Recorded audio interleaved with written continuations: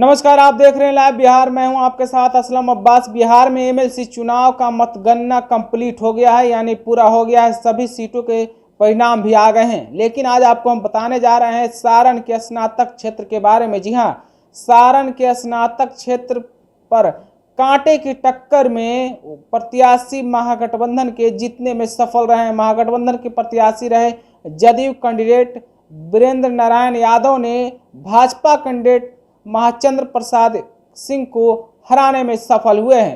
काफ़ी देर तक दोनों के बीच में कांटे की टक्कर होती रही और गन्ना काफ़ी देर तक चला और आखिरकार आधी रात पर जाकर इस बात की घोषणा कर दी गई कि महाचंद्र प्रसाद सिंह की हार हो गई है और जदयू उम्मीदवार वीरेंद्र नारायण यादव जीतने में सफल रहे। तो बात जदयू के वीरेंद्र नारायण यादव की करें तो 5,951 वोटों से जीतने में सफल रहे हैं, जहां मतदाताओं ने इनको 30,000 से अधिक वोटों से आगे करके जिताया है। तो दूसरी तरफ बीजेपी के महाचंद्र सिंह, जो भाजपा के पुराने नेता रहे हैं, कई बार वहां से एमएलसी के चुनाव जीतते रहे हैं। स्नातक में लगातार कई बार उनका जीतने का रिकॉर्ड भी रहा, लेकिन इस बार स्नातक के चुनाव में महाचंद्र सिंह की हार हो गई है। वो इस बार सीट बचाने में असफल रहे। अगर बात में स्नातक सारण की करें तो पिछले बार चुनाव में भी वीरेंद्र नारायण यादव ने ही चुनाव में कामयाबी हासिल की थी और महाचंद्र सिंह की हार हो गई थी।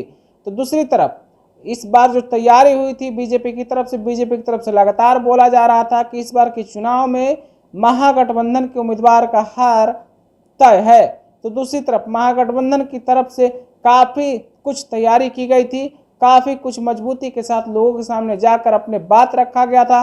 खास करके जो नौजवान वोट थे, जो नौजवान स्नातक वोटर थे, उनको काफ़ी इस बार टारगेट किया गया था और उनको टारगेट के आधार पर यानी कि उनको काफ़ी रिझाने की कोशिश की गई थी ताकि वोट वीरेंद्र नारायण यादव के पक्ष में मिल सके। तो चुनाव परिणाम स्नातक सारण सीट के चुनाव परिणाम आ गए हैं, जहां वीरेंद्र नारायण यादव ने जीत हासिल की है, जो जदयू प्रत्याशी हैं। तो दूसरी तरफ महाचंद्र प्रसाद सिंह एनडीए प्रत्याशी यानी बीजेपी के कोटे से चुनाव लड़ रहे थे और उनकी हार हो गई है। तो एमएलसी चुनाव को लेकर कितना गहमागहमी था ये भी मैंने आपको बताया था। खास करके बीजेपी की तरफ से बीजेपी इस बार काफ़ी मजबूती के साथ इस चुनाव में हिस्सा ली थी और चुनाव लड़ रही थी, ताकि आगामी 2024 और 2025 से पहले एक जनता के बीच में बेहतर संदेश और मैसेज देने का कोशिश किया जाए और बताया जाए कि अब नीतीश कुमार की जो जनमानस है, नीतीश कुमार के बीच में जो जनता की पकड़ है, वो धीरे धीरे अब कमज़ोर हो रही है।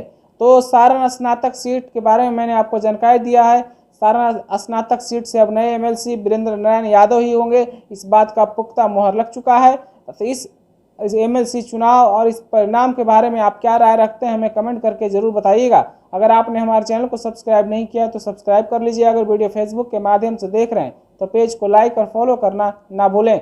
इसी तरह की तमाम दूसरी खबर देखने के लिए आप हमारे साथ बने रहें। आपका बहुत बहुत शुक्रिया। लाइव बिहार यूट्यूब पर सब्सक्राइब और फेसबुक पर लाइक जरूर करें।